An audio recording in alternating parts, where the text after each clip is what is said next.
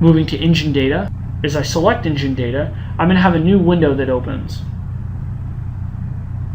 As I select a specific vehicle here, all I have to do is hit the search field and type enter, and my vehicle will populate. I then have the ability to pick a specific time frame. Maybe let's look at last week. And at the bottom, I'm going to hit show.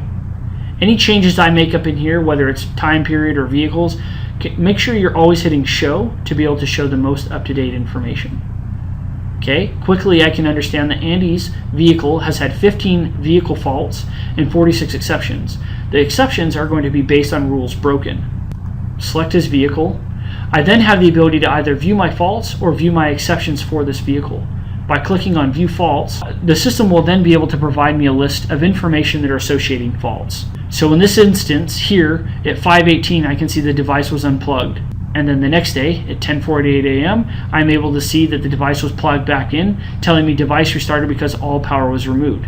This is a perfect example of what the system would provide if a driver was to uninstall a device by themselves.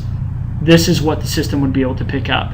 If the device got restarted because there was an electrical or power issue, the notation that would be listed here would say device restarted because of electrical failure. Usually within parentheses it would say brownout, and that would be able to provide more information stating what the vehicle issue might have been, whether it was an alternator, a battery, a fuse, something to that effect. More information could be listed. If not, you can always click more details, which would also be able to provide more information. In this instance, it's all going to be stating off the controller. At any given time, I have the ability to open up the reports and be able to pull a report on the data I'm looking at. Just by clicking on Engine Summary Report, I'll be able to see all this data and manage this in such a way that I'll be able to understand, instead of just looking inside the portal, I'll now have an actual document to support the information.